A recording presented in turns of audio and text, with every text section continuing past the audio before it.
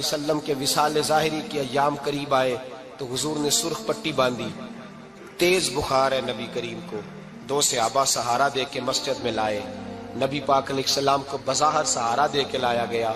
کریم رسول نے لوگوں کو جمع کیا، حضور آج کیا ہونے والا ہے، آج کیا کہا جائے گا، آج کس لیے میٹنگ بلائی ہے؟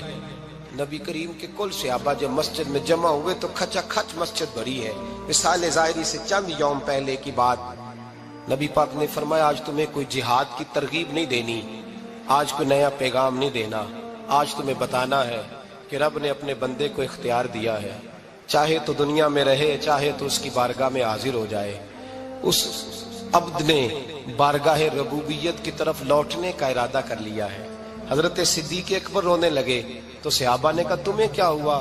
کہنے لگے سمجھ نہیں رہے، کسی کی بات نہیں کر رہے، نبی پاک تو اپنی بات فرما رہے ہیں، اس نے جانے کا ارادہ کر لیا۔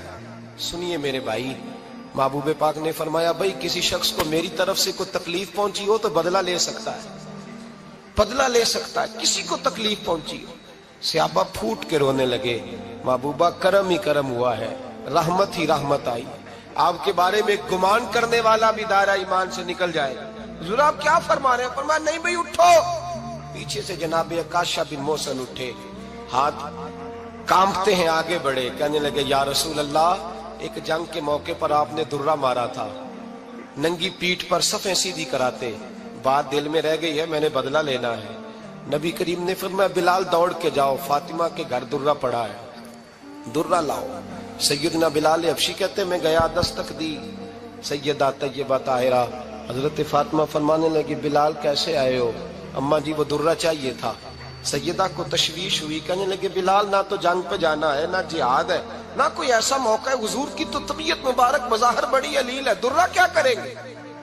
حضرت بلال عرض کرنے لگے اماں جی ایک صحابی بدلہ لینے لگے ہیں، صاحب طبقات نے جملے لکھے ہیں، کہتے ہیں بی بی صاحبہ نے درہ بھی دیا اور امام حسن حسین کو بھی باہر نکالا۔ فرمانے لگی عکاشہ سے کہنا 100 درے مارے، ان 2 شہزادوں کے جسم پر نبی پاک کے قریب نہ جائے، میں نے 2 بچے پیدا ہی اپنے محبوب پر قربان کرنے کے لیے کیے، ان کو لے جائے۔ حضرت بلال کہتے ہیں میں 2 شہزادے لے کے آیا، اور جب دروازے میں میں لے کے پہنچا تو نبی پاک نے دیکھا تو آنکھوں میں آنسو آ گئے۔ فرمایا ان کو بٹھا دو، مجھے پتا ہے فاطمہ نے کیا کہہ کے بھیجا ہے۔ حضرت سیدنا بلال فرماتے ہیں درہ میں نے جناب عکاشہ کو دیا، حضرت عکاشہ درہ لے کے آگے جو بڑھے تو حضرت ابو بکر صدیق نے ان کے پیروں پہ ہاتھ رکھا، فرمایا عکاشہ میری طرف آ یار، مجھے مار درے، نبی پاک کے قریب نہ جا۔ مصطفیٰ کریم نے فرمایا ابو بکر تو ہٹ جا، اسے آنے دے۔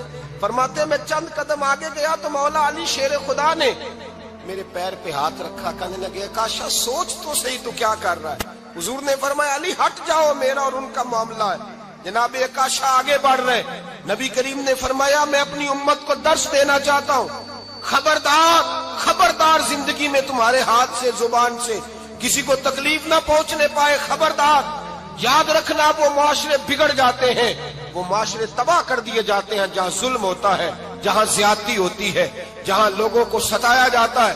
محبوب کریم کے قریب آئے حضرت عکاشہ، کہا حضور میری پیٹھ ننگی تھی، آپ بھی ذرا کپڑا ہٹائیے۔ نبی کریم نے پیٹھ سے کپڑا ہٹایا، جناب عکاشہ نے درہ جو اٹھایا تو صحابہ کی چیخیں نکلی، حضرت عکاشہ نے درہ دور پھینکا، حضور کے بطن اطہر سے لپٹ گئے، چومنے لگے، کہنے لگے حضور وہ تو صفیں سیدھی کراتے لگ گیا تھا، آپ نے کہاں مارا تھا؟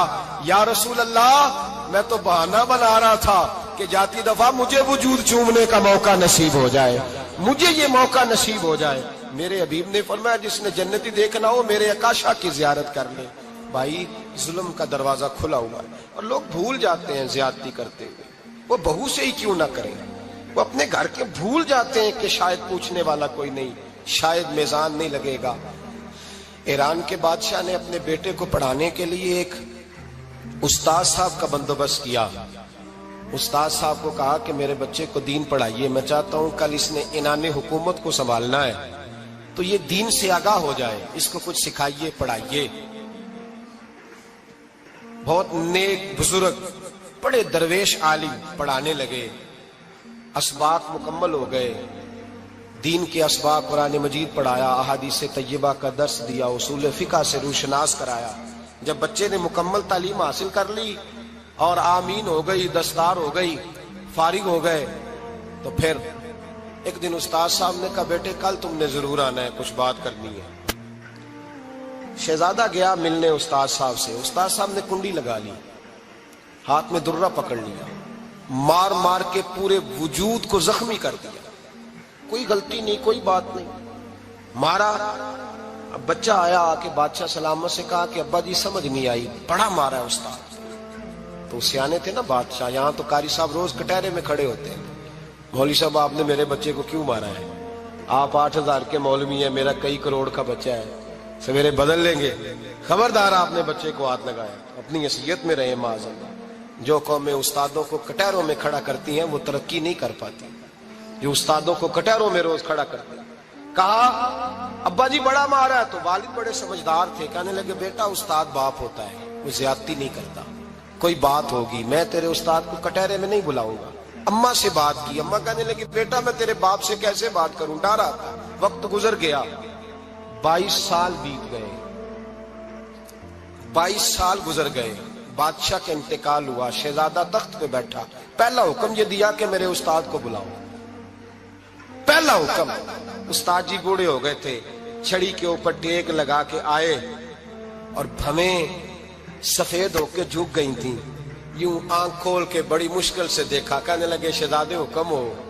کب میں شہزادہ نہیں، اب میں بادشاہ بن گیا ہوں۔ استاد جی 22 سال بیت گئے، آپ نے مارا تھا، پر وہ درد چونکہ زیادتی کی تھی، میرا قصور کوئی نہیں تھا، تو نہ میری روح سے درد گیا ہے نہ میرے جسم سے گیا ہے، میں بے اختیار تھا، پوچھ نہیں سکتا تھا، آج با اختیار ہوا ہوں۔ سب سے پہلے پہلا حکم آپ کو دیا، بلایا ہے، بتائے کیوں مارا تھا، کیوں مجھے مارا تھا، میری زیادتی بتائے۔ تو استاد، بوڑھے استاد کی آنکھیں آنسوں سے بھر گئی، کہنے لگے بیٹے بس آج کے دن کے لیے مارا تھا، یہ جو دن آ گیا نا میری زندگی میں اس لیے مارا تھا، یہ میں چاہتا تھا میری زندگی میں وقت آئے، آج کے بس میری مراد پوری ہو گئی۔ کہا صاحب کس لیے، مجھے بھی سمجھائے۔ آپ فرمانے لگے کتنی دیر ہو گئی تجھے مار کھائے ہوئے، کتنا زمانہ بیت گیا؟ کہنے لگا 22 سال۔ فرمایا زخم بھولے تو نہیں، درد ختم تو نہیں ہوئی، تمہیں بات 1 منٹ کے لیے بھی تمہارے حافظے سے محو تو نہیں ہوئی؟ کہا استاد جی روز رات کو یاد آتی، روز خیال آتا تھا۔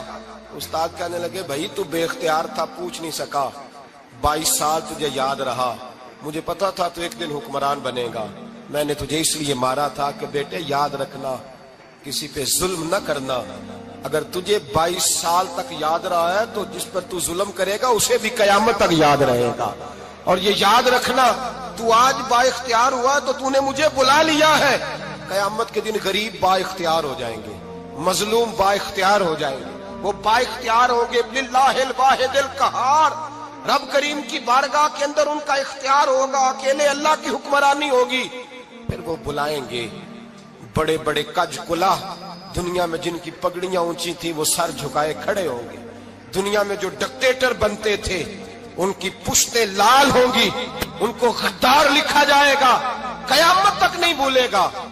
ظلم کرنا تو سوچ سمجھ کے کرنا، اتنا کرنا جتنا تم سہ سکتے ہو، اتنی زیادتی کرنا جتنی قیامت میں تم برداشت کر سکتے ہو۔ میرے نبی کریم صلی اللہ علیہ وسلم نے فرمایا ظلم سے بچو، یہ قیامت کے اندھیروں میں سے ایک اندھیرا ہوگا، زندگی میں زیادتی نہ کرو۔